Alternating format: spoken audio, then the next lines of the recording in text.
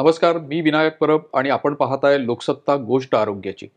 तुमच्या माझ्या सर्वांच्याच जिव्हाळ्याचा विषय म्हणजे आरोग्य. घरातल्या प्रत्येकाचं आरोग्य आपण अतिशय जपण्याचा खूप प्रयत्न करतो. तर या आरोग्याशी संबंधित एक अतिशय महत्त्वाचा विषय सध्या खूप चर्चेत आहे.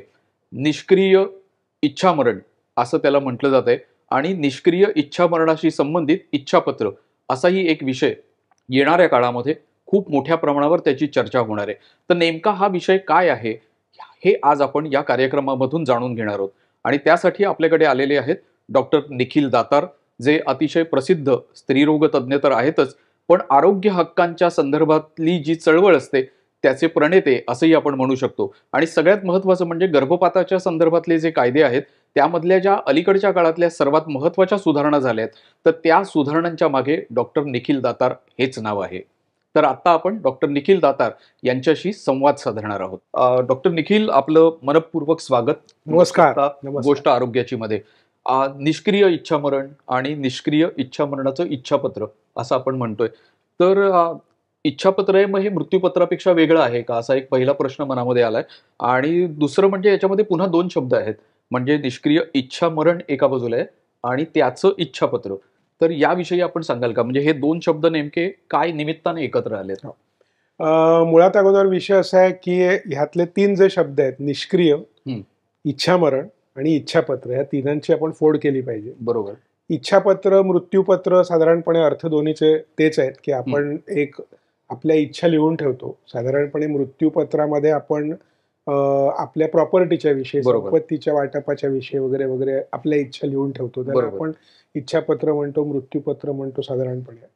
परंतु आजच्या विशेषतः काळामध्ये म्हणजे आपण बघतो की आपल्याकडे जे काही मेडिकल सायन्सेस, वैद्यकीय शास्त्र एवढं प्रगत झालेलं आहे की एक डॉक्टर म्हणून बघत असताना असं लक्षात येतं की एखादी व्यक्ती असेल की जी अल्झायमर सारख्या दुर्धर आजारांनी आजारी आहे, किंवा 80, 82, 50, 90 वर्षाची एखादी व्यक्ती असू शकते, किंवा कॅन्सरच्या अगदी फायनल स्टेजमध्ये ती व्यक्ती आहे. बरोबर. आणि त्या व्यक्तीला जिवंत ठेवण्यासाठी म्हणून अनेक उपाय करता येऊ शकतात. व्हेंटिलेटरवरती आपण ठेवू शकतो, किडनी फेल झाली की डायलिसिस करू शकतो. बरोबर. हार्ट व्यवस्थित चालत नसेल तर त्याला उपाय करता येऊ शकतात. म्हणजे थोडक्यात म्हणजे प्रत्येक बॉडीच्या सिस्टीमचे जे काय काम आहे ते काम दुसऱ्या एजन्सीकडनं करून घेण्याची सोय आहे. आणि ती केल्यामुळे ती व्यक्ती टेक्निकली म्हटलं जर का तर ती मरत नाही, ती जिवंत राहते. पण प्रश्न असा निर्माण होतो की अशा परिस्थितीत असणाऱ्या व्यक्तीला आपण तिचं जीवन लांबवतोय म्हणायचं का तिचं मरण लांबवतोय म्हणायचं? बरोबर. हा एक अतिशय मोठा प्रश्न आहे की ज्या प्रश्नाचं उत्तर आजच्या घटकेला नक्की कोणालाही सांगता येणार नाही, कारण त्या व्यक्तीच्या कंडिशनवरती आणि त्या व्यक्तीच्या स्वतःच्या इच्छेवरती ते अवलंबून. बरोबर. आणि अनेकदा असंही होतं, मला वाटतं की घरच्यांना असं वाटतं की कारण संपूर्ण घरावर ताण येतो त्या सगळ्या गोष्टीचा, आणि समोरच्या बाजूला असं दिसत असतं की व्यक्ती अगदी जसं आता तुम्ही म्हटलं तसं की टेक्निकली जिवंत आहे, म्हणजे ती गेलेली नाही म्हणून तिला फक्त आपण जिवंत म्हणतो. संपूर्ण घरावर ताण येतो आणि अनेकदा मग घरच्या लोकांना पण असं वाटायला लागतं की अरे संपलं असतं तर बरं झालं असतं. तर ती वेळ येऊ नये. आणि ताण हा म्हणजे फायनान्शियल ताण येतो हा एक वेगळा भाग आहे, परंतु आपल्या जवळची व्यक्ती ही अशा प्रकारे मृत्यूशी झगडताना आपण जेव्हा बघतो तेव्हा त्याचाही आपल्यावरती एक ताण येतो. त्या व्यक्तीविषयी आपल्याला कीव वाटते, त्या व्यक्तीच्या कंडिशनकडे बघून आपल्याला वाईट वाटतं. आणि मुख्य म्हणजे ह्या सगळ्यामध्ये त्या व्यक्तीला स्वतःला त्याच्याविषयी काय वाटत असेल तर आपण कल्पनाच करू शकत नाही आतापर्यंत. त्याच्यामुळे त्या व्यक्तीची, ज्याला आपण एक डिग्निटी म्हणतो त्या व्यक्तीची, तर ती डिग्निटी सुद्धा कुठेतरी अगदीच म्हणजे ती लोळागोळा होऊन पडलेली व्यक्ती असते. आणि त्याच्यामुळे म्हणजे हा विषय काय फार मोठा नवीन नाही, ह्याच्यावरती अनेक नाटकं झाली, कादंबऱ्या झाल्या, ह्यापूर्वी अनेक केसेस सुद्धा कोर्टामध्ये झाल्या. आणि आतापर्यंत साधारणपणे लोकांची अशी समजूत आहे की त्याच्यामुळे इच्छामरण हे आपल्या देशाला काही संमत नाही. बरोबर. परंतु ती समजूत मात्र चुकीची आहे. कारण आत्ताच सुप्रीम कोर्टाने 2 वर्षांपूर्वी निर्णय दिलेला आहे सर्वोच्च न्यायालयाने, आणि त्यांनी असं म्हटलेलं आहे एका ठराविक लेवल पर्यंत इच्छामरण हे भारतातल्या प्रत्येक नागरिकाचा अधिकार आहे.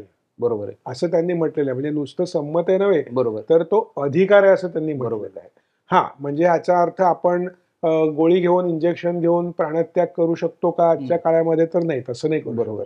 पण जर का आपण अशा कुठल्याही दुर्धर आजाराने आजारी जर का असलो तर त्यावेळेला आपल्याला अशा ट्रीटमेंट नाकारण्याचाही अधिकार आहे बरोबर आणि त्या सुरू असतील तर त्या थांबवण्याचाही अधिकार आहे, बरोबर असं थोडक्यात सुप्रीम कोर्टाने म्हटलं. आणि त्यालाच बेसिकली निष्क्रिय इच्छामरण असं म्हणतो बरोबर आपण, की ज्याच्यात आपण काही ऍक्टिव्हली करून मरण प्राप्त करत नाही आहोत, पण असलेलं थांबवून किंवा न सुरू करून आपण बरोबर. मरण प्राप्त बरोबर. करतो. आपण म्हणजे जसा जीवन जगण्याचा अधिकार आहे तसं मला जीवन नाही जगायचंय ते हो. नाकारण्याचाही अधिकार आहे. अधिकार आहे. आणि मला असं वाटतं की त्या जजमेंटमध्ये सुप्रीम कोर्टाने असं म्हटलंय की हा मूलभूत अधिकार आहे असं मानायलाही हरकत नाही. हो हो, तर तो मूलभूत खूप अधिकार आहे. हा हो तो खूप महत्वाचा भाग आहे. तर ठीक आहे की आता तुम्ही सांगितलं की काय आहे म्हणजे निष्क्रिय इच्छामरण काय आहे. तर आता आपण इच्छापत्राकडे जाऊया. हा. तर मग याचं इच्छापत्र मी करायचं म्हणजे मी नेमकं काय करायचं? बरोबर. सो त्याच्या अगोदर फक्त मला एवढंच म्हणावंसं वाटेल की खरं म्हटलं समजा जर का तर ह्यात काय तसं काय नवीन नाहीये. म्हणजे अगदी स्वातंत्र्यवीर सावरकरांनी सुद्धा अन्नपाण्याचा त्याग करून बरोबर. मृत्यूला कवटाळलं, बरोबर किंवा कितीतरी जैनांमध्ये अशा प्रकारच्या बरोबर आहे. पद्धती आहेत. म्हणजे पद्धती नाहीये तशातला भाग नाहीये, बरोबर परंतु ती करण्याची हिंमत साधारणपणे सर्वसाधारण माणसामध्ये बरोबर. नसते. बरोबर आहे. अगदी आणि बरोबर आहे. ती नसते ह्याच्यासाठी म्हणून आपण डॉक्टरांकडे जातो, मग ट्रीटमेंट चालू होतात बरोबर. आणि मग ती व्यक्ती तशीच लोंबकळत बरोबर. अवस्थेमध्ये राहते. बरोबर. हा खरा प्रॉब्लेम आहे. हो त्यामुळे त्या व्यक्तीला वेदनारहित पद्धतीने तिचा मृत्यू होईल की बरोबर. त्याच्यात त्या व्यक्तीची डिग्निटी कुठेही कॉम्प्रोमाइज होणार नाही अशी कुठेतरी व्यवस्था निर्माण करणे म्हणजे थोडक्यात निष्क्रिय इच्छामरण. बरोबर. आता प्रश्न असा आहे की हे ठरवणार कोण हम्म. की बाबा ह्या व्यक्तीला द्यायचं का नाही? बरोबर. तर ते आपणच ठरवायचं स्वतःविषयी. बरं. आणि त्याच्यासाठी म्हणून जे आपण इच्छापत्र लिहितो बरोबर. ते म्हणजे निष्क्रिय इच्छामरणाचं इच्छापत्र. मी ओके. त्याला पूर्णविरामाचं इच्छापत्र असं म्हणजे म्हणतो. मीच माझं इच्छामरणाचं इच्छापत्र जे आहे ते लिहून ठेवायचं बरोबर की बाबा मला काय झालं तर माझ्यावर ट्रीटमेंट सुरू ठेवावी, बरोबर काय झालं तर ती ट्रीटमेंट टाळावी, किंवा मी स्वतः असं सांगतोय की मला ही ट्रीटमेंट नकोय आणि इथे थांबवावं. बरोबर. अगदी बरं. ओके. पण मग आता प्रश्न असा आहे की हे काय मला म्हणजे त्याच्यासाठी वकील गाठला पाहिजे, काय केलं पाहिजे? हा त्याचं कारण कसं आहे की वकिलाकडे जायचं म्हटलं की ना लोकांचं हल्ली छाती हो. दडदडायला लागते बरोबर. कारण पैसे आणि मग बाकी सगळं येतं. तर याची पद्धत सोपी आहे का, काय आहे, आणि याच्यासाठी काय करणं लिगली आवश्यक आहे, म्हणजे कायदेशीर दृष्टीने काय असायला पाहिजे? आता आणि ह्याच्यासाठी म्हणून म्हणजे हा. सुप्रीम कोर्टाने संपत्तीचं इच्छापत्र आणि इच्छामरणाचं इच्छापत्र हे जे बरोबर. वेगवेगळं ठेवलं त्याच्या मागचं कारणच ते आहे हम्म. की त्या इच्छापत्रासारखं सगळं तुम्हाला इथे करण्याची आवश्यकता नाही. बरोबर. आता त्यासाठी वकिलाची सुद्धा आवश्यकता नाही. बरं, आता काही लोक असा प्रश्न विचारतात की मग आम्ही असं सुद्धा संपत्तीचं इच्छापत्र करणार आहोत, मग त्याच्यातही खालती 2 वाक्य लिहून ठेवतो ना ओके. याविषयी. बरं. मग तसं चालेल का? हा. चालायला हरकत काहीच नाहीये, हा. पण प्रश्न असा आहे की आपण हिंदी पिक्चर वगैरे मध्ये बघतो नेहमी, जुन्या बरोबर. हिंदी पिक्चर हो, मध्ये हो. की त्या शेठजींचा मृत्यू झाल्यानंतर 8 दिवसांनी तो वकील येतो, बरोबर, मग तो तो येतो आणि लिफाफा ते- वगैरे काढतो. बरोबर. आता तुम्ही कल्पना करा की त्या 8 दिवसानंतर शोधून काढलेल्या लिफाफ्यामध्ये हा. जर लिहिलं असेल की यांनी की आधी काय मी 8 करायला दिवसाच्या पाहिजे? अगोदर मरताना काय करायला पाहिजे बरोबर. नको, तर मग त्याचा काहीच उपयोग नाही. उपयोग नाही. म्हणजे बरोबर. त्याचं टायमिंगच वेगवेगळं असल्यामुळे बरोबर. बेसिकली हे 2 इच्छापत्र वेगळी पाहिजेत. हो, नंबर 1. हो. दुसरं, ह्याच्यामध्ये आपण फक्त ट्रीटमेंटच्या बाबतीमध्ये लिहित असल्यामुळे बरोबर. ह्याच्यात वकिलाचा खरा म्हटलं तर काही रोल नाही. बरं. ह्याच्यामध्ये आपण स्वतःच्या हाताने सुद्धा खरं लिहू शकतो. ओके. मी तर माझ्या स्वतःच्या वेबसाईटवरती हा. www.drnikhildatar.com okay. या वेबसाईटवरती मी जे स्वतःचं इच्छापत्र बनवलं बरं. त्याचा मसुदा ठेवून दिलेला आहे. तुम्हाला बरं. डाउनलोड करायचं असेल तर डाउनलोड सुद्धा आपण करू शकतो ओके. आणि ओके. तो सुद्धा मसुदा वापरू शकतो. बरं. अर्थात जो तो प्रत्येकाच्या ह्याच्याप्रमाणे त्याच्यामध्ये बदल करेल. बरं. कदाचित सामान्य माणसाला, आता मी डॉक्टर आहे म्हणून मला विषय चांगल्या बरोबर. प्रकारे कळू शकतो, बरोबर. कदाचित सामान्य माणसाला एखाद्या डॉक्टरची मदत घ्यायला हरकत नाही ओके. किंवा काय परिस्थिती होऊ शकते बरं. आणि मग त्या बरं. दृष्टीने काय असावं किंवा नसावं असं एक बरोबर. फॅमिली डॉक्टरला किंवा आपल्या हम्म. नातेवाईकांपैकी कोणी डॉक्टर बरं. असतील मित्रमंडळींपैकी तर तर त्यांना ते किंवा अगदी करायला हरकत फॅमिली नाही. डॉक्टर तर प्रत्येकाचा असतोच, त्यामुळे Exactly. त्यांची मदत घ्यायला पण काहीच हरकत नाही. वकिलाचा वगैरे ह्याच्याशी काय बरोबर. संबंध नाही. बरोबर. स्टॅम्प पेपरची म्हणजे आवश्यकता ते सोपं नाही. झालं काम, हो, वकील अगदी, नाही, त्यामुळे अगदी, अगदी. ते एक काम सोपं झालं. स्टॅम्प पेपरची आवश्यकता नाही. बरं. त्याच्यानंतर रजिस्ट्रेशनची आवश्यकता नाही. बरं. बरं. त्याच्यामुळे तुम्ही खरं म्हटलं जर का तर अगदी हाताने समजा जर साध्या कागदावरती, अगदी वहीच्या कागदावरती जरी तुम्ही लिहिलं बरोबर. तरी सुद्धा खरं म्हटलं जर का तर ते चालण्यासारखं आहे. बरं. हा, पण मी तुम्हाला वहीच्या कागदावर लिहा असं म्हणणार नाही. असं बरोबर. कारण का ते सांगतो, प्रॅक्टिकल असं धरून चाला की आज समजा एखाद्या माणसाने हे लिहिलंय आणि तो समजा अनकॉन्शियस झाला, विशुद्ध झाला, त्याची शुद्ध बरोबर. हरपली आणि समजा एखाद्या नातेवाईकाच्या किंवा त्याच्या मुलांच्या हातामध्ये हे जर का वहीचा कागद सापडला तर कदाचित वहीचा कागद म्हणजे काय फार सिरियस कागद बरोबर. नाही म्हणून तो असं म्हणून कदाचित तो टाकून दिला जाईल किंवा त्याकडे लक्ष जाणार नाही. बरोबर आणि म्हणून याच्यासाठी म्हणून जरा ठीकठाक proper- थोडासा असला तर बाबा काहीतरी एवढं टाईप बीप केलंय वगैरे म्हटलं म्हणजे काहीतरी बरोबर. असणार, ठरवून थोडंसं काहीतरी व्यवस्थित केलं, हा. विचारपूर्वक केलं. विचारपूर्वक केलंय असं त्यांना वाटू शकतं. बरं. आणि ह्या दृष्टीने आपण थोडंसं तो जरा व्यवस्थित बरोबर. म्हणजे नीटनेटका अशा प्रकारे कागद बरोबर बनवावा बरोबर असं मी प्रॅक्टिकली म्हणेन. पण कायद्याच्या दृष्टीने त्याला काही काय गरजेचं तुम्ही नाहीये. असंच केला पाहिजे, त्याला तो लिगलच पेपर पाहिजे वगैरे बरं. असं खरं म्हटलं जर का तर काही पण मग मृत्यूपत्रामध्ये जसा एक्झिक्युटर असतो म्हणजे हो. एखादा, तर तसं याला काही एक्झिक्युटरची हो सोय हो आहे का? आहे. मग ती काय आणि आणि तो कशी असाहीच आहे? लागणार. ह्याचं कारण बरं. असं आहे की आपण जेव्हा असं म्हणतो, आता जसं मी माझ्या इच्छापत्रात लिहिलंय बरं. की बा माझं वय वर्ष 75च्या वर असेल, हा. मी कुठल्याही दुर्धर आजाराने आजारी असेल, हम्म. अशा वेळेला जर का माझी शुद्ध हरपली असेल बरं. किंवा मला टर्मिनली कॅन्सर असेल किंवा बरोबर. अशा काही कंडिशन जर बरं. का असतील आणि बरं. मी बेशुद्ध अवस्थेत आहे, हा. मी स्वतःचे निर्णय घेऊ शकत नाही, हा. मग त्यावेळेला हम्म. माझ्यासाठी म्हणून निर्णय घेण्यासाठी दुसऱ्या कोणाला तरीच ते काम करावं लागतं. बरोबर आहे. म्हणजेच मला दुसऱ्या कोणाचं तरी नाव एक्झिक्युटर म्हणून द्यावं लागणार बरोबर की त्या व्यक्तीने त्यावेळेला बरोबर मला जे हवं आहे हम्म. ते करण्याचं काम त्यांनी करायचं आहे. बरोबर त्यांनी स्वतःची अक्कल नाही चालवायची. बरोबर त्याचं मत वेगळं असू शकेल एखाद्या बरोबर वेळेला. बरोबर आज माझ्या मुलाचं किंवा मुलीचं मत ह्या विषयी कम्प्लिटली डायगोनली ऑपोजिट असू शकतो. बरोबर. पण त्यावेळेला त्या व्यक्तीने त्यांचं मत नाही लादायचंय, तुझं माझ्या मत आहे. मताप्रमाणे काम करायचंय. आणि बरोबर. म्हणून त्यांची नावं बरोबर मग ते आपल्या पत्नीची असतील, नातेवाईकांची असतील, अगदी फॅमिली डॉक्टरची असतील. बरोबर सुप्रीम कोर्टाने फॅमिली डॉक्टरचं सुद्धा नाव घालू शकतं असं म्हटलेलं आहे बरं का बर बर त्याच्यामध्ये. बर बर तर त्याच्यामुळे अशा कुठल्याही तुमच्या ओळखीतल्या किंवा तुमच्या नात्यातल्या व्यक्तींचं नाव एक्झिक्युटर म्हणून ओके तुम्ही घातलं पाहिजे. आणि ते फक्त घालून उपयोग नाही, हम्म. तर त्या व्यक्तीला सांगितलं पण पाहिजे बरोबर. किंवा मी हे असं असं बनवलंय, आणि हे ही माझी इच्छा माझं- आहे, हे मी ह्या ठिकाणी ठेवतोय, पाहिजे बरोबर. तुझ्याकडे कॉपी ठेव त्याची. बरोबर आणि त्याला बजावून सांगितलं पाहिजे की तू स्वतःच्या अकलेने ते करायचं नाहीये, बरोबर. माझ्या हिशोबाप्रमाणे करायचंय. बरोबर आहे. हे तुझ्यावरचं उत्तरदायित्व आहे. बरं, आणि बरं. त्यामुळे तुझं जर का माझ्यावरती प्रेम असेल हा समजा, तर ते तू तर या पद्धतीने केलं पाहिजेस. त्याची उत्तराई म्हणून तो हे काम करायचं आहे बरोबर असं त्याला समजावून पण आपण सांगितलं पाहिजे, बरोबर. तरच त्याचा उपयोग होईल. बरोबर. बरं, आता या सगळ्यामध्ये ना अनेकदा कसं असतं की हॉस्पिटलमध्ये जातात, हॉस्पिटलमध्ये कदाचित शासकीय असेल किंवा आणखीन काही असेल, आणि मग ना शासकीय अडथळे यायला लागतात हो. त्याच्यामध्ये, तर ते येणार नाहीत ह्याच्यासाठी हो. यामध्ये काही सोय आहे का? म्हणजे मध्यंतरी आलेल्या काही बातम्यांमध्ये कस्टोडियन असा उल्लेख हो, होता. हो. तर हा कस्टोडियन कोण आहे, याचा हो. शासनाशी काय हो. संबंध आहे, किंवा एकूण हे जे काही आपण आता इच्छापत्र बोलतोय त्याच्यामध्ये शासनाचा काही रोल आहे का, किंवा कोर्टाने शासनाला काही रोल दिलेला आहे का की त्यांनी हे केलं पाहिजे? करेक्ट. तर ते काय आहे? सो सुप्रीम कोर्टाने जी काय एक म्हणजे एक फ्रेमवर्क जे आपण हा. म्हणतो ते जे दिलंय ते कसं आहे, पहिलं मी तुम्हाला सांगितलं की कसं बनवायचं ते आपण बोललो. बरोबर. त्याच्याविषयी. त्याच्यात एका एक्झिक्युटर किती एक दोन बरोबर. एक्झिक्युटरची नावं असतील, हा झाला बरोबर. विषय. ते आपण नोटराईज करणं अपेक्षित आहे. ओके. बरोबर आहे. आता ठीक आहे. नोटरी करणे काय एक फार कठीण काम नाही. बरोबर. 200-300 बरोबर. रुपयामध्ये नोटरी होते. बरोबर त्यामुळे तो काय फार मोठा विषय नाही. बरोबर त्यामुळे ते रजिस्टर करण्याची आवश्यकता नाही की राहिलेली. आपण नोटरी करायची. बरोबर आहे.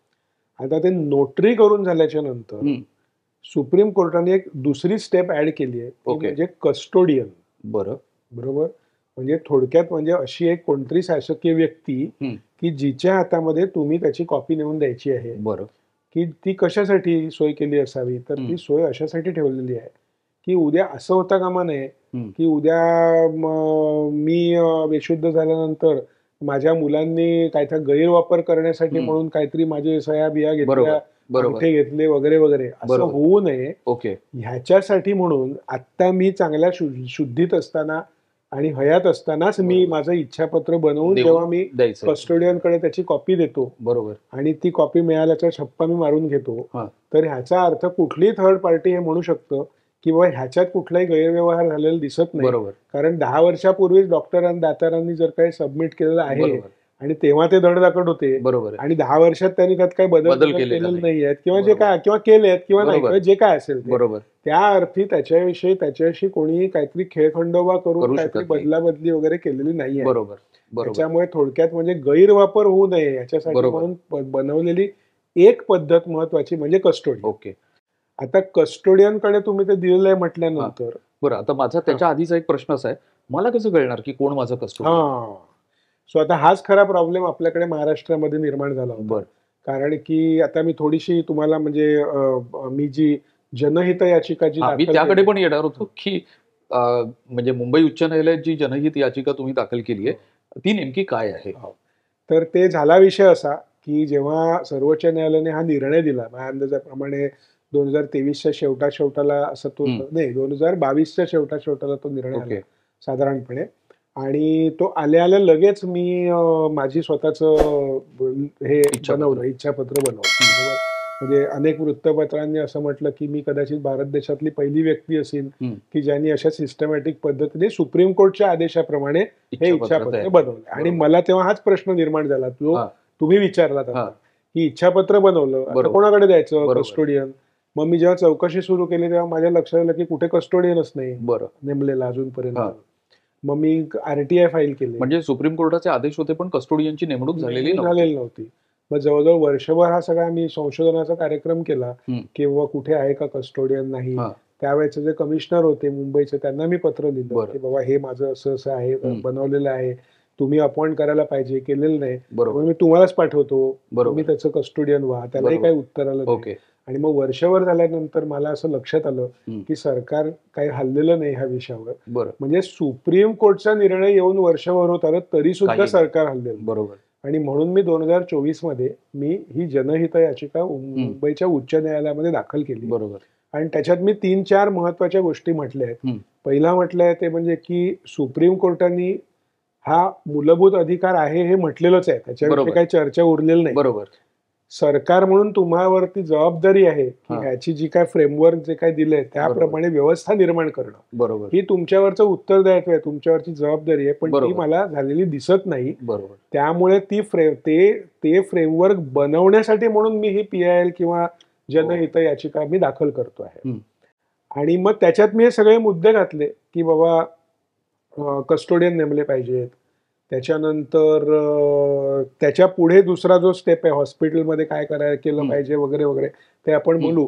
तर त्या बाबतीमध्ये मी तर एक स्टेप पुढे जाऊन हेही म्हटलेलं आहे, की ह्याचं सगळ्याचं डिजिटायझेशन पाहिजे. बरोबर. कारण असं आहे, की आज समजा जर का मी आज समजा मुंबईला कस्टोडियनकडे दिलं आणि समजा 20 वर्षानंतर समजा कुठेतरी दिल्लीला हॉस्पिटलमध्ये मी जर ऍडमिट झालो असेल समजा, तर मग त्या दिल्लीच्या डॉक्टरला जेव्हा ही खात्री करायचा प्रश्न येईल, की बाबा हे नातेवाईकांनी आणून दाखवलंय, बरोबर. पण हे खरं आहे का खोटं आहे, बरोबर.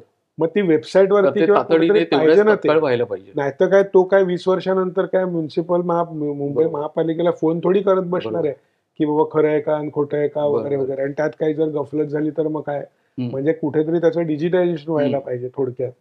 त्यामुळे त्याच्यासाठी पण मी त्याच्यामध्ये मागणी केलेली आहे. आता अजून एक गमतीचा भाग तुम्हाला मी सांगू इच्छितो, की आमच्या म्हणजे डॉक्टर म्हणून आमच्यावरती ज्या आमच्या मेडिकल काउन्सिलच्या ज्या काही गाईडलाईन्स असतात, म्हणजे एथिकल प्रिन्सिपल्स आपण त्याला म्हणतो, तर त्याच्यातच असं लिहिलेलं आहे, की इच्छामरण वगैरे वगैरे ह्याच्यामध्ये मदत करणं हे तुमच्या एथिक्स मध्ये बसत नाही. ओके. तुम्ही फक्त आणि फक्त कोणी जर ब्रेन डेड व्यक्ती असेल आणि ब्रेन डेड व्यक्तीचं ऑर्गन डोनेशन जर करायचं असेल, तरच फक्त तुम्ही व्हेंटिलेटर हटवणे वगैरे ह्या गोष्टी करू शकता. अदरवाईज तुम्हाला ते करणं हे तुमच्या एथिकल फ्रेमवर्कच्या बाहेर आहे, बरोबर, असं आमच्या सध्याच्या मेडिकल एथिक्सच्या कोड ऑफ मेडिकल एथिक्स मध्ये म्हटलेलं आहे. मग आता सुप्रीम कोर्टच्या निर्णयाच्या नंतर कोड ऑफ मेडिकल एथिक्स पण बदलावे लागतील ना, नाहीतर डॉक्टर कसं काय करणार ते काम, तुम्ही किती डॉक्टरांना बोलवलं सुद्धा. कारण उद्या समजा जर का कोणी डॉक्टरांच्या विरुद्ध जाऊन म्हटलं, की तुम्ही तर तुमच्या कोड ऑफ मेडिकल एथिक्सच्या विरुद्ध काम केलं, मग ते डॉक्टर काय करतील. तर त्याच्यामुळे तेही बदललं गेलं पाहिजे.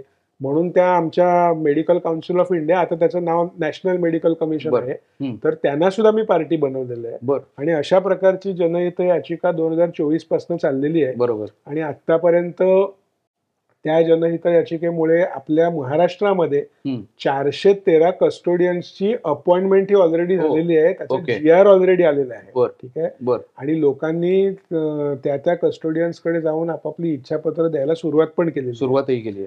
आता मी माझ्या जनहित याचिकेमध्ये हे सुद्धा म्हटलं होतं, की ह्या सगळ्याला व्यापक पब्लिसिटी देणं गरजेचं आहे, कारण नाहीतर लोकांना कळणार कसं. बरोबर. आजही माझ्याकडे महाराष्ट्रभरात सगळ्या ठिकाणून लेख येत असतात किंवा पत्र येत असतात, ईमेल येत असतात, की मी अमक्या ठिकाणी राहतो, तमक्या ठिकाणी राहतो, इथला कस्टोडियन कोण आम्हाला माहिती नाही.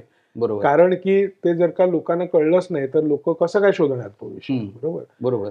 तर गंमत अशी की ह्या जनहित याचिकेच्या माध्यमातून सरकारने मला उत्तर दिलं की आम्ही कस्टोडियन नेमलेत आणि आम्ही पब्लिसिटी केली आहे वगैरे वगैरे. बरोबर. पण केली आहे तर त्याचं काही ग्राउंड लेवलवर दिसत तसं नाहीये. काही कुठे दिसत नाही. म्हणजे नेमलेले आहेत कस्टोडियन, पण त्यांची नावं गावं पत्ते काही कुठे अवेलेबल नाही. बरोबर. त्यामुळे माझं तर असं म्हणजे माझी तर तुम्हाला अशी विनंती आहे की लोकसत्तेच्या माध्यमातून तुम्हाला मी ते सगळी माहिती पाठवतो, तुम्ही ती पब्लिश करा तुमच्या माध्यमातून. कारण की प्रत्येक शहरांमधल्या लोकांना हे कळू शकेल की बरोबर आहे. आपल्या शहरातला कस्टोडियन कोण. बरोबर आहे. तर त्याच्यामुळे एक पुष्कळ चांगलं काम खरं म्हटलं जर का तर लोकसत्तेच्या माध्यमातून आपल्याला त्या बाबतीमध्ये कदाचित करता येईल. आम्ही नक्कीच म्हणजे या सूचनेचा नक्की विचार करू. कारण लोकसत्ता हे नेहमी नावाप्रमाणे लोकांच्या सोबत राहिलेलं आहे आणि लोकांच्या साठी म्हणून लोकसत्तेची भूमिका राहिलेली आहे. आता आपला विषय झाला त्यावेळेला हॉस्पिटल डॉक्टर अशी आपली चर्चा झाली. तर याच्यामध्ये अशी काही सिस्टीम आहे का? कारण कसं आहे की कदाचित मी समजा डॉक्टरांना मॅनेज केलं तर मग याच्यामध्ये अशी काही हे रोखणारी सिस्टीम आहे का आणि ती काय आहे? आता सुप्रीम कोर्टने जे फ्रेमवर्क सांगितलं ते फ्रेमवर्क असं सांगितलेलं आहे की जेव्हा केव्हा अशा प्रकारची व्यक्ती हॉस्पिटलमध्ये ऍडमिट होईल तर त्यावेळेला साहजिकच डॉक्टर हे सांगतातच की बाबा तुमच्या पेशंटची कंडिशन ही खूप वाईट आहे किंवा बाबा आम्ही अमुक अमुक करतो आहे पण त्यांचे काय वाचण्याचे फारसे चान्सेस दिसत नाहीत म्हणा किंवा काय जे असेल ते म्हणजे किंवा आम्ही आता व्हेंटिलेटरवरती घालतो बाबा ते म्हातार बाबा 90 वर्षाचे 95 वर्षाचे आहेत त्यामुळे बाहेर येतील का नाही सांगता येत नाही. पण ठीक आहे आम्ही प्रयत्न करतो आता काय सगळं देवाच्या हातामध्ये वगैरे असं साधारणपणे डॉक्टर लोक सांगतात. बरोबर. आता ते सांगितल्याच्या नंतर हे नातेवाईकांचं काम आहे किंवा त्या नातेवाईकांना हे लक्षात राहिलं पाहिजे की बाबा माझ्या वडिलांनी मला इच्छापत्र करून ठेवलं होतं, मला त्याचं हे नेमलेलं आहे एक्झिक्युटर म्हणून वगैरे वगैरे. आणि त्या नातेवाईकांनी मग ते इच्छापत्र डॉक्टरांकडे पहिलं आणून दाखवलं पाहिजे. म्हणजे थोडक्यात सांगण्याचा विषय असा की कोणी कोणाला जरी मॅनेज केलं तरी पण इच्छापत्र तुम्हीच स्वतः बनवलेलं आणि इच्छापत्र बनवलं नसेल तर पुढे कोणीच कोणाला मॅनेज करून काय होणार नाही. तर त्याच्यामुळे म्हणजे उलट होऊ शकतं एखाद वेळेला की बाबा इच्छापत्र दडवून ठेवलं नातेवाईकांनी हे होऊ शकतं. बरोबर आहे. पण त्याचा डॉक्टरांशी काय संबंध नाहीये. आज जर का तुमच्या मुलांनी जर का असं ठरवलं की बाबा मला बनवलंय एक्झिक्युटर पण मी सांगतच नाही मग त्याला काय कोणाकडे उपाय नाही. बरोबर, त्यालाही उपाय नाही म्हणजे निर्माण होऊ शकतो. कारण उद्या जर का हे सगळं डिजिटाईज जर का झालं असेल आणि ज्या प्रकारे आपलं पुढे चाललेलं आहे सगळं काम तर हेल्थच्या रिलेटेड सगळे रेकॉर्ड डिजिटाईज असल्यामुळे आपण हॉस्पिटलमध्ये गेलो आणि एका क्लिक ऑफ अ बटन वरती आपल्याला सगळी माहिती जसं पॅन कार्ड वरून किंवा असंही होऊ शकतं ना की म्हणजे एखादी व्यक्ती दाखल झाली आहे आणि त्या नॅशनल सिस्टीम मध्ये लॉग इन केलंय आणि डॉक्टरला त्याच वेळेला कळलेलं आहे की ही जी व्यक्ती आपल्याकडे दाखल झाली आहे तिने ऑलरेडी तिचं इच्छापत्र करून ठेवलंय जे डिजिटली अवेलेबल आहे. करेक्ट. तो होऊ शकतं पुढे भविष्यात. पण सांगण्याचा मुद्दा काय की काही जरी असलं तरी तुमचं इच्छापत्र केलंय का नाही केलंय कारण त्याशिवाय गाडी पुढे सुरू होणार नाही. त्यामुळे तुमच्या अपरोक्ष विषय झाला वगैरे वगैरे असं होण्याची खरी म्हटली जर का ते शक्यता तशी म्हटली जर का तर नाही. आता कमिंग बॅक परत सो आता नातेवाईकांना कळवलं, नातेवाईकांनी डॉक्टरांना आणून दाखवलं ह्यांनी बघा असं इच्छापत्र बनवलेलं आहे. मग डॉक्टरचं काम असं आहे की पहिलं ते इच्छापत्र खरं आहे का खोटं आहे आणि तिथे डिजिटाईज असणे त्या कस्टोडियनची सही असणे वगैरे वगैरे हे महत्वाचं आहे. त्यांनी ते कन्फर्म केलं की हो बाबा केलेलं आहे इच्छापत्र. मग डॉक्टर पुन्हा विचार करतील की ह्या व्यक्तीची कंडिशन आणि ह्या इच्छापत्रात लिहिलंय हे साधारणपणे मिळतंय का ह्याच्यात तफावत आहे. म्हणजे उदाहरणार्थ सांगायचं जर का झालं तर आज समजा जर का कोणी असं म्हटलं की बाबा आज समजा मला मेंदूचा मलेरिया झालाय आणि माझी शुद्ध हरपली. आता मेंदूच्या मलेरियातनं माणूस सहज 5-7 दिवसामध्ये रिकव्हर होऊ शकतो. पण जर का डॉक्टरने असं म्हटलं की काय शुद्ध हरपली ना मरू दे ह्याला तर तसं नाहीये. कारण इच्छापत्र काय तसं लिहिलेलं नाही मला मलेरिया झाला तरी सुद्धा मला हे करा इच्छा मरण द्या असं काय म्हटलेलं नाहीये. मी म्हटलंय त्याच्यात की बाबा कुठे पॉइंट ऑफ नो रिकव्हरी असेल किंवा म्हणजे अशा गोष्टी मी घातलेल्या आहेत माझ्या इच्छापत्र. डॉक्टर ते कन्फर्म करतील. बरोबर. बरं तो एक डॉक्टर निर्णय घेऊ शकत नाही. सुप्रीम कोर्टने असं म्हटलेलं आहे की हॉस्पिटलच्या कमीत कमी 3 डॉक्टरांच्या एक कमिटीची नेमणूक व्हावी आणि त्या कमिटीने 48 तासामध्ये निर्णय घ्यावा. बरं तेवढ्यावर गाडी थांबलेली नाही. त्याच्या पुढे सुप्रीम कोर्टाने असं म्हटलेलं आहे की ह्या 3 डॉक्टरांच्या व्यतिरिक्त अजून 3 डॉक्टरांची कमिटी व्हावी. म्हणजे 3+3 6 डॉक्टर, बरोबर. 2+2 4 दिवस. बरोबर म्हणजे जर का एखाद्याची समजा सरप्राइझिंगली जर का रिकव्हरी व्हायची असली बरोबर तरी सुद्धा ती रिकव्हरी 4 दिवसात होऊ शकते. म्हणजे बरोबर. असंही होऊ शकतं कधीतरी बरोबर. सरप्राइझिंगली, की बाबा बरोबर. आता असं वाटलं होतं पण एकदम 2-4 बरोबर. दिवसामध्ये रिस्पॉन्स दिसायला पण लागला. मधल्या काळामध्ये एक बफर आहे तो तुमच्याकडे. बफर म्हणजे तुम्हाला वेळ आहे मध्ये. हम्म. हे 3 डॉक्टर आहेत, ते 3 डॉक्टर आहेत, ते बरोबर. वेगवेगळे 3-3 डॉक्टरांच्या टीम्स आहेत, बरोबर. 6 डॉक्टर आहेत, बरोबर नातेवाईक आहेत, कारण बरोबर. त्यांनीच इच्छापत्र बरोबर. आणून दाखवलंय आणि मुळात इच्छापत्र आहे. बरोबर बरोबर बरोबर बरोबर म्हणजे एवढ्या सगळ्या फ्रेमवर्क मध्ये हा. कोणी कोणाचा त्याचा गैरवापर बरोबर. केला वगैरे बरोबर. वगैरे असं होण्यासारखं मला काय बरोबर. कारण बरोबर त्याच्यामध्ये म्हणजे दिसत तुम्ही सांगताय त्याप्रमाणे व्हेरिफिकेशन आहे, रिव्हेरिफिकेशन आहे, हा. त्याच्यानंतर क्रॉस चेकिंग आहे, पुन्हा एक बरं. काय अगदी शिक्कामोर्तब करणारं क्रॉस चेकिंग आहे. त्यामुळे असे 4 टप्पे आहेत की ज्याच्यामध्ये ते गैरवापर होण्याची शक्यता कमीत कमी पुष्कळ कमी आहे. हा. आणि त्यातून ती जी दुसऱ्या 3 डॉक्टरांची जी टीम हो. असणार आहे हो. त्याच्यातलं एक डॉक्टर हम्म. हा आपल्या सरकारी म्हणजे जो ज्याला आपण सीएमओ म्हणतो, हम्म, म्हणजे मेडिकल ऑफिसर ऑफ बरोबर. द डिस्ट्रिक्ट ज्याला बरोबर. आपण म्हणतो, बरोबर तर त्याचा रिप्रेझेंटेटिव्ह असला पाहिजे. ओके अशी अजून एक त्याच्यामध्ये तरतूद बरं. आहे. म्हणजे ती व्यक्ती ही कुठेतरी सरकारचं प्रतिनिधित्व बरोबर. करणार आहे त्याच्यात, बरोबर किंवा ही सगळी सिस्टीम अप टू डेट बरोबर बरोबर. आहे का, बरोबर इथपासनं तिथपर्यंत सगळं बरोबर आहे का नाही, बरोबर त्याचं एक थर्ड पार्टी ऑडिट म्हणता येऊ शकेल. ओके अशा ओके. प्रकारे ती व्यक्ती ते करणार आहे. आणि मग ते सगळं झाल्याच्या नंतर मग हम्म. तुम्ही त्या व्यक्तीचा व्हेंटिलेटर हटवाल, त्या व्यक्तीला अशा प्रकारची औषधं द्याल की जेणेकरून त्याला दुखणार नाही किंवा पेन बरोबर. होणार नाही, बरोबर त्याला त्रास होणार नाही. बरोबर कारण बेसिक आजच्या घटकेला प्रॉब्लेम काय होतोय ते तुम्हाला मी सांगतो, की आज ही वस्तुस्थिती आहे. हम्म. हॉस्पिटलमध्ये दररोज दिवसाला असे कोण ना कोणतरी रुग्ण असतात. बरोबर मग अशा वेळेला होतंय काय प्रत्यक्षात, की होतंय असं की डॉक्टर सांगतात की यांची काही रिकव्हरी होऊ शकत हम्म. नाही. हम्म. मग नातेवाईक म्हणतात की काय हरकत नाही, तुम्ही ट्रीटमेंट चालू ठेवा. बरोबर बहुतांशी डॉक्टर नातेवाईक म्हणतात की आम्हाला त्यांचे हाल बघवत नाही, बरोबर तुम्ही त्यांना उलट लवकर जाण्याचा मार्ग त्यांचा बरोबर. मोकळा करा. मग त्याला डॉक्टर काय म्हणतात, आम्ही आम्ही असं करू शकत नाही, बरोबर पण तुम्ही पेशंटला डिस्चार्ज घेऊन घरी घेऊन जाऊ जा. शकता. बरोबर मग नातेवाईक काय म्हणतात की बाबा घरी घेऊन जाऊ शकता म्हटल्यानंतर घरी त्यांची मॅनेजमेंट बरोबर. करणार कशी. बरोबर म्हणजे तो माणूस श्वासासाठी तडफडतोय आणि बरोबर त्याला घरी कसं नेणार आम्ही, बरोबर. त्याचं कसं काय आम्ही त्याला हे करणार, बरोबर. ट्रीटमेंट करणार. दुसरा विषय की त्याचा घरी जर का डेथ झाला तर मग डेथ सर्टिफिकेट बरोबर. देणार. तिसरा विषय आजूबाजूचे लोक काय म्हणतील. हम्म. बरोबर. बरोबर. मग नातेवाईक काय म्हणतात की नाही आम्ही घरी नाही घेऊन जाऊ शकत, त्यापेक्षा तुम्ही इथेच ठेवा. हॉस्पिटलमध्येच ठेवून द्या. मग डॉक्टर म्हणतात इथेच ठेवा, तर आम्हाला मग व्हेंटिलेटर चालू ठेवायला पाहिजे, बरोबर कारण आम्ही व्हेंटिलेटर इथे कसा बंद करणार. बरोबर ह्याचं दुसरं कारण असं की हम्म. अशा कितीतरी वेळेला घटना घडतात हम्म. की आज एक नातेवाईक येतो, म्हणतो की तुम्ही सगळं बंद करा. 4 दिवसांनी दुसरा नातेवाईक येतो आणि हम्म. म्हणतो तुम्ही बंद का केलं. हम्म. बरोबर आता डॉक्टर म्हणून हा मुलगा का तो मुलगा कोणाचं बरोबर. ऐकायचं हे तुम्ही कसं ठरवणार. बरोबर बरोबर. आणि त्यांची समजा इंटरनल भांडणं हम्म. असतील, हम्म. समजा बरोबर काय त्याच्या मागे अनेक इतर कारणं असू बरोबर. शकतील, प्रॉपर्टीचे वाद असू शकतील, बरोबर. काही असू शकेल, बरोबर पण डॉक्टर कसं ठरवणार की कोणाचं ऐकायचं. बरोबर त्यामुळे एकंदरीत ह्या सगळ्याच विषयाला जर का आपल्याला एक क्लिअर कट जर का एक हे द्यायचं असेल, म्हणजे एंड द्यायचा असेल, बरोबर. तर या सगळ्यावरचा उपाय म्हणजे काय की आपणच स्वतःचं इच्छापत्र लिहून ठेवणं. बरोबर म्हटल्याच्या नंतर मग सिंपल विषय झाला की हे सगळं झाल्यानंतर इच्छापत्रात दिलंय बरोबर म्हणून मी त्यानुसार अमुक होणार. अमुक केलेलं आहे, बरोबर त्याच्यामुळे मग तुम्ही का केलं आणि आम्ही का नाही बरोबर. केलं, दोन्हीकडनं बरोबर. बोलण्याचा काय प्रश्न निर्माण होणार नाही. बरोबर आहे की ज्याच्यामुळे तुम्ही जसं सुरुवातीला म्हणालात की नातेवाईकांवरचा ताण कमी होतो, बरोबर. फायनान्शियल ताण कमी होतो, त्या व्यक्तीचा त्रास कमी होतो, बरोबर. ते सगळ्यात महत्त्वाचं. मला असं वाटतं की मगासपासून वारंवार तुम्ही जो शब्द प्रयोग केलाय ना की डिग्निटी, ही जी ह्युमन डिग्निटी आहे ना, तर मला मरण हवंय ते काय, ते डिग्निफाईड मला मरण हवंय. बरोबर. की व्यवस्थित मला माणूस म्हणून कोणत्याही वेदनांच्या शिवाय किंवा कोणतेही हाल न होता बरोबर. मला शांत चित्ताने मरायचं. म्हणजे कण झिजत लोळागोळा झालेल्या परिस्थितीमध्ये आपण जावं, बरोबर, असं सर्वसाधारणपणे कोणालाही व्यक्तीला वाटणार. बरोबर. तर त्यामुळे ते डिग्निटी कायम ठेवून, म्हणजे मानवी डिग्निटी कायम ठेवून आलेला मृत्यू हा सगळ्यात महत्वाचा आहे आणि त्याची सोय आपण स्वतःची करून ठेवायची. बरोबर. आणि मला असं वाटतं की हे सुप्रीम कोर्टाचं खूप मोठं आणि महत्वाचं पाऊल आहे, ज्याला आपण लँडमार्क असं म्हणू शकतो.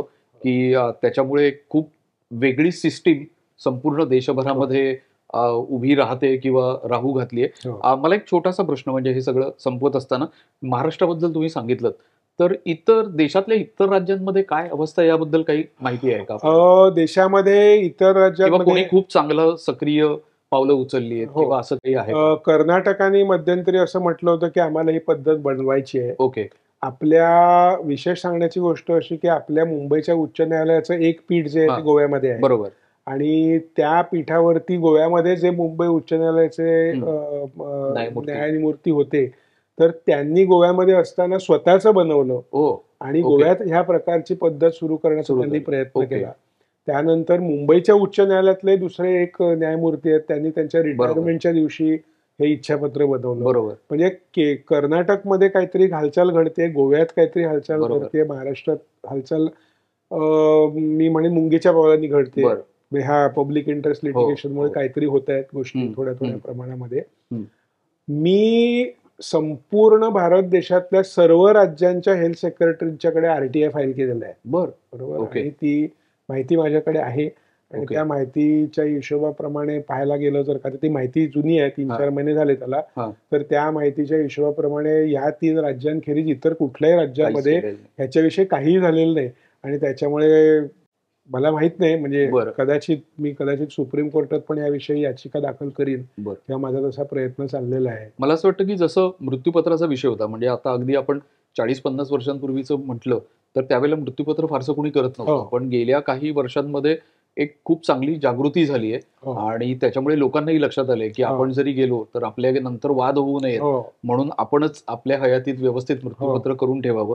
तर तसं मला असं वाटतं की हाही एक खूप चांगला महत्वाचा निर्णय आहे की आपणच आपलं इच्छापत्र करून ठेवावं, आपल्याच हयातीत करून ठेवावं आणि सगळ्यात महत्वाचं म्हणजे ही आपणच स्वतःच्या डिग्निफाईड मृत्यूची केलेली सोय आहे बरोबर. एका वेगळ्या अर्थाने. तर मित्रहो, आज डॉक्टर निखिल दातार आपल्याकडे इथे आले आणि गोष्ट आरोग्याची या संवाद माध्यमातून आपण आमच्या वाचकांना आणि सर्वांना आपण ही माहिती दिलीत त्याबद्दल आपले मनपूर्वक आभार.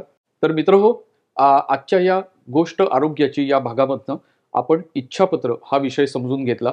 इच्छा मरण म्हणजे आपल्याला स्वतःला डिग्निफाईड म्हणजे अगदी प्रतिष्ठेचं मरण कसं यायला पाहिजे याची पूर्वतयारी आपणच कशी करायची हे आपण आज साध्या सोप्या भाषेमध्ये आपण सगळं समजून घेतलं. डॉक्टर दातार इथे आले त्याबद्दल आपण त्यांचे आभारही मानले. तर आता तुमची आणि माझी खेप आलेली आहे, तुमची आणि माझी वेळ आलेली आहे की आपल्यापैकी प्रत्येकाने स्वतःहून पुढाकार घेऊन हा विषय लावून धरायला पाहिजे. म्हणजे काय, तर आपल्यापैकी प्रत्येकाने आपल्या कुटुंबातल्या प्रत्येकाकडनं हे स्वतःचं इच्छापत्र जे आहे हे तयार करून घेतलं पाहिजे आणि आपण ते ज्या पद्धतीने डॉक्टर दातारांनी सांगितलं त्या पद्धतीने आपण आपापल्या जिल्ह्यातल्या कस्टोडियनकडे ते नेऊन दिलं पाहिजे. त्याचं कारण कदाचित सरकार कस्टोडियन नेमेल पण त्याचा वापरच आपण केला नाही तर कदाचित ती सिस्टीम देखील हळूहळू लुप्त होईल. त्यामुळे सुप्रीम कोर्टाने आपल्या सर्वोच्च न्यायालयाने अतिशय चांगलं पाऊल उचललंय. तर त्या मार्गावर चालणं हे आता तुमचं आणि माझं प्रत्येकाचं काम आहे. तर मला असं वाटतं की लोकसत्ताचे सुजाण वाचक म्हणून आपण हे काम नक्की करू.